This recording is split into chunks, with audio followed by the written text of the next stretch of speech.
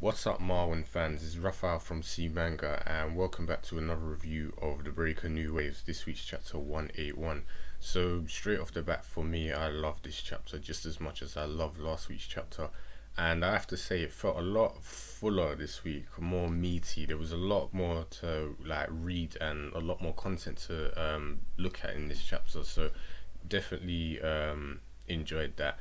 And I have to say, I was laughing at quite a lot through when I was reading the chapter. I know most of the parts I shouldn't have been laughing at was serious, but I've always enjoyed certain characters' personalities, and when they come off being blunt or aggressive, if I find it humorous, and I'll get to that part in a minute. You guys probably know what I'm talking about, but I'd say the first. I'd say from the get-go what made me laugh was the look on Jae-Gal's face, and he was just like, oh my, who turned the lights back on? And I was just like I had to laugh at that because it seems so cliche, that line, and I just laughed because he was so smug last week, insulting Shi-Woon, claiming that the silence of Seoul was going to happen, but Elder Kwan wasn't having any of that. He believed that Shi-Woon would follow through and Sun-Woo clan would do what they did, and they did, despite him feeling very annoyed at the Sun-Woo clan's incompetence, which was definitely funny because he's never really the one to be, passing out praises. So he's just like, oh, it's about time, you bloody incompetent fools.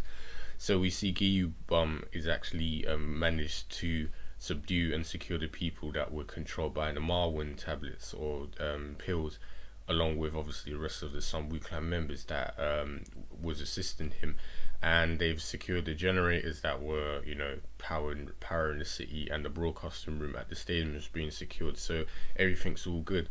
And we see that Min-sun Ok and Kim-Sung-Ju were actually, I'd say, impressed with the situation. They're saying everything is literally going as planned, and it's all thanks to this one girl, and we know who that one girl is, the mastermind Sarah Kang.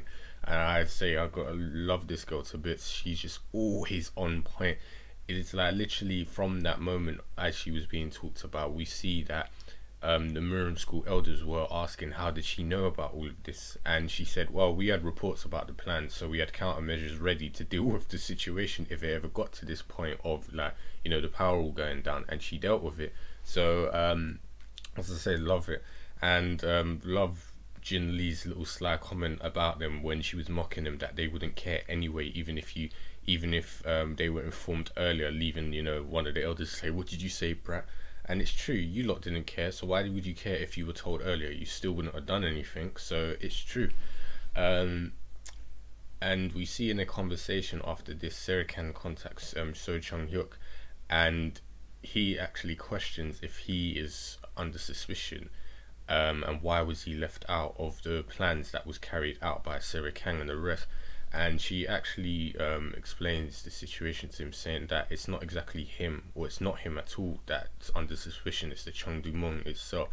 And because of the suspicions that were arousing around the school, they had to resolve these suspicions and the situation by leaving the school out.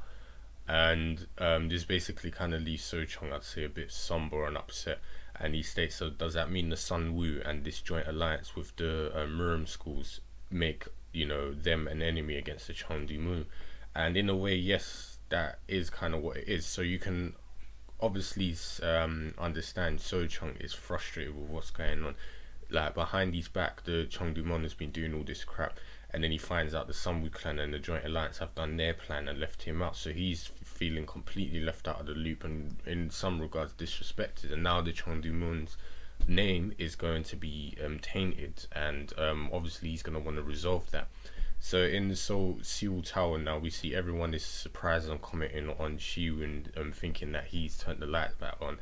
And I was definitely laughing at this part where Jung Chan's face, he was in complete utter shock, and his thoughts were perfect because they literally contradicted how he was thinking before. He always looked down on Shi-Woon, saying, he wasn't worth mentioning, he's no threat. And now he can't believe he's gotten this far, so he's starting to acknowledge this man, this young man is actually a threat. So Jae-Gal is also surprised, as I said, as much as Jung Chan, that Elder Quan trusts Shi-Woon so much, but he still, despite obviously, you know, the Seoul plan sort of failing the attempts to gain his alliance, and says that Lady So-Su was on their side. And my god, I'm telling you, Elder Quan, I think he's probably got the best dialogues and say lines in this series, and he never fails. And once again, he proves again, his lines are top class. He's like, yeah, okay, if Lady So-Su tells us to treat you as an ally, we will. And then straight after that, he flies past Jae-Gal and cuts his cheek all the way past his ear, and then stating, if that order ever came from So-Su, I will follow it without fail, no doubt. But no order has been received from her, so I'm going to follow the current Gaiju's order. I'm going to follow Shi-Woon's order without fail. And he does the most sadistic grin while he's looking at him, and I was laughing. I just thought, Elder Quan cannot be swayed by stupidness. Words just doesn't affect him, and that face along with it pretty much, you might as well say, I'd say put the nail in the coffin for it. He's not budging, and he's going to support Shi-Woon. And unfortunately for that, Jae-Gal has now decided that he can't convince him with words, so he draws his sword and he's going to fight him with killer intent, which isn't particularly good for Elder Quan, because remember, he's injured and he has been bluffing it all this time. I'm not saying he's helpless, but Jae-Gal is, you know, quite strong Murim in himself. So hopefully, as I said before, Ju-San-Sik might arrive along with Kang-Sung to help him out. So the last bit of the chapter is basically Chun-Woo being told by Shi-Woon and Jung Chan not to push the detonator, to push it, and he's like, oh, this is amusing, it's like someone wants me to push it, someone doesn't, follow me. And he's like, whoever he wants them to fight each other, and he's like, whoever wins will determine if Chun-Woo will use the detonator or not. And she was like, you can't be joking about this, master. And he's like, does it look like a joke? He's like, you need, if you want to stop me, you need to win.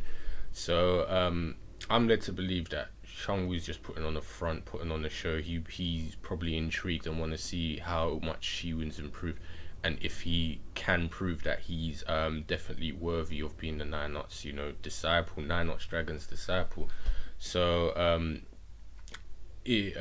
one part, as I said, another hilarious part was Chun-Woo has got this whole plan. No one's going to stop him from doing this little fight between Shi-Woon and Jung Chan. One of the supporters tried to tell him that, oh, higher ups have told you to press the button now, don't waste any time. And he's like, I'll let you off with that one, but if anyone else interrupts with my fun, I'll kill them no matter who it is. And he's just like, I'm sorry for my disrespect, and backs off. And Kaiser was even put in this chapter, which was interesting. We see his point of view. He says, I didn't have any plans about this child, and it's like, he wasn't expected, but he's intrigued by it. And he said, despite him not being part of the plan, he wants to see what he's got, Shi-Woon's going to bring to this situation. So he's like, let's see how it plays out and see what this child can do. And as I said, Jung Chan, you know, he's always smug. He's clearly smug again. He's like, oh, he believes he can win easily now because he doesn't have to hold back and he can use the Chengdu-Moon martial arts.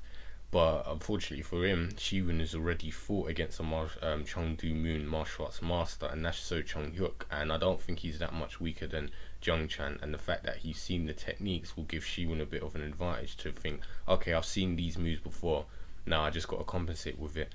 And also, Shi-Woon still has the Black Origin threshold to use against him, and what we saw recently, he seems to have a bit more better control than using it. Chun-Woo, he even seemed a bit conscious when he was using it, so maybe he might have to pull that out of his ass, show it to, you know, Chun-Woo, and he's like, see, master, I can use it, I'm your disciple. And Kaiser's going to be seeing this and be like, oh crap, this guy, and probably try and use him in some future scheme.